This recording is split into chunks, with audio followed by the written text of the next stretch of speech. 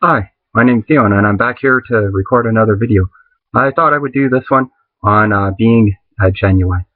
I was out at the mountains this weekend. I often like to go to the mountains and get away. Not only does it give me time to get back out into nature, which I absolutely love, it also gives me time to reflect and kind of recharge my battery. So this weekend my intent was to go out and to do some cross-country skiing, and I'll have to make another video about cross-country skiing because I don't want these videos to just be serious all the time. I want them to show that, that INFPs can have a lot of fun as well, because I think sometimes, we can be really hard on ourselves. And so for this video, I'm going to talk about being genuine. And yesterday when I was out, I went and had a coffee at one of the local coffee shops in the town and checked my Facebook account. And I'm not going to get into the details because I don't really, possibly someone could see us and then know who I'm talking about and whatnot, and I don't want anyone to be hurt in this because of this process. So, but anyways, someone had uploaded a comment on their Facebook profile, and I thought, like, man, like, you're such a hypocrite. Yeah, like you're just such a hypocrite. I find like so many people nowadays, like what they say and what they do, they don't match up. Like, have you ever noticed it seems like the people who can use words beautifully and can talk really well or have really beautiful messages, a lot of times their actions don't match what their words are. And so with this, I really hope that you go by what the person's actions are. I know this has got to me into trouble over the years because like a person's actions weren't matching what they were saying, and I wanted to believe what they were saying. I think sometimes I tend to see qualities in people that aren't really there. Not just good qualities, but also bad qualities as well. And for me, to try to be genuine is something that's really important to me and something I strive for. Probably too much so. I'm wondering if any other INFPs out there can relate to this. Don't get me wrong, I think it's important to try to be genuine, but realize that ultimately it's impossible to do. Like, I can't always hold up these expectations and everything that I have for myself, and to try to do so just gets me into trouble. So, I want to try to be real. I want to try to be me, but at the same time, I don't want to try so hard that I just end up beating myself up.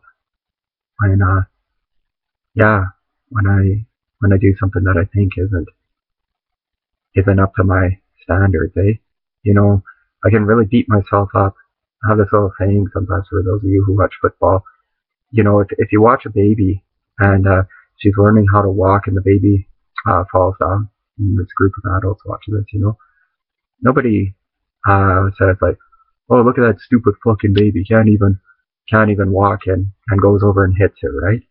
No, nobody would do that. And say, "Oh, the baby's trying to walk," or whatever, and help her out and try to support her in that. But us as INFPs, if we were that little baby looking at ourselves, we'd place it on the 40-yard line in a football field and try to punt that little baby right through the uprights, like Lou Pasaglia at the BC Lions. So we can be extremely hard on ourselves, and I don't think that gets us anywhere in the process. So, back to seeing this thing on Facebook and everything. I'm reading this book, like I said in my last video. It's hard to see. Yeah, you can't really see it there. It's called Everything is the Way, and it's Ordinary Minds Then by Elihu Jenny Smith. It's an excellent book, by the way. Highly recommend it. So, it really got to me that this, that what this person posts on here wasn't really matching who they are. And so, according to this book, it tells me that I need to look at, okay, well, how is this affecting me, or why is this why is this affecting me? And so I took one look at that, and a lot of it was jealousy, eh? There's some jealousy involved. There was some rejection involved.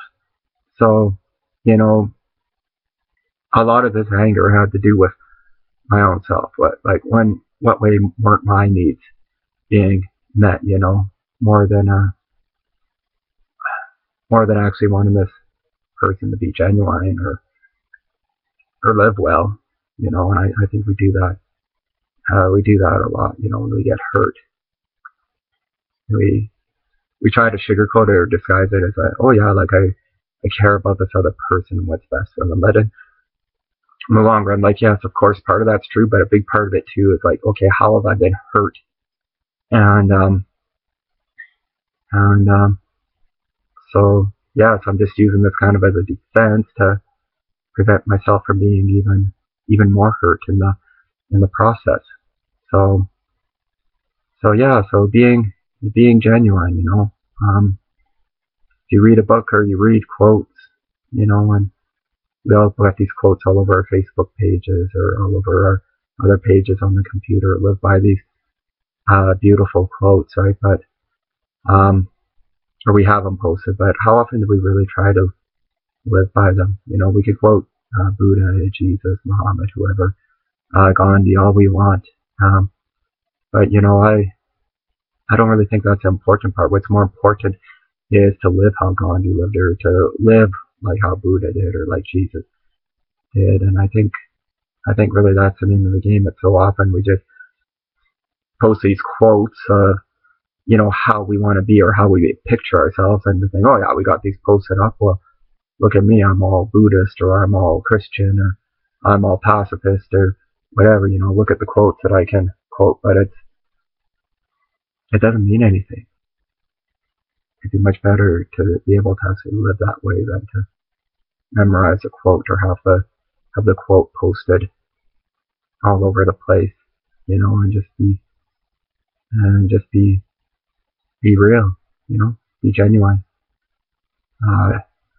Don't try to make myself fit into these quotes. Just be me, and don't get me wrong. I think the quotes are great. They can give me, ideas or maybe how I want to live my life and everything. But I can't get lost in them either.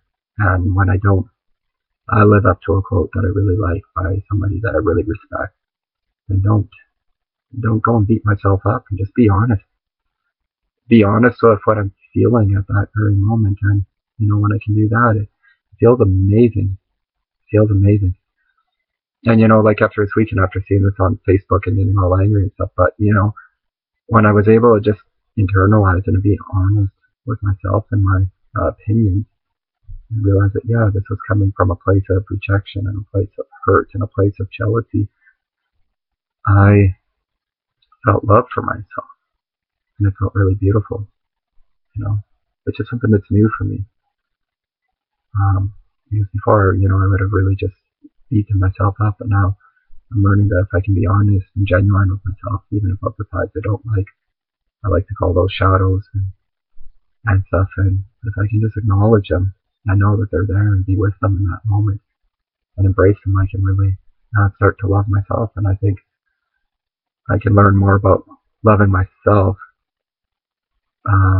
by going through these so-called negative emotions, or acknowledging the things in me that I don't really want to see or aren't really there. So I don't know if this is too long, or if I just rambled a lot, or if I said anything at all. But so yeah, I guess in a nutshell, INFPs try to, not just INFPs, anybody, just try to be genuine, but don't beat yourself up when you don't live up to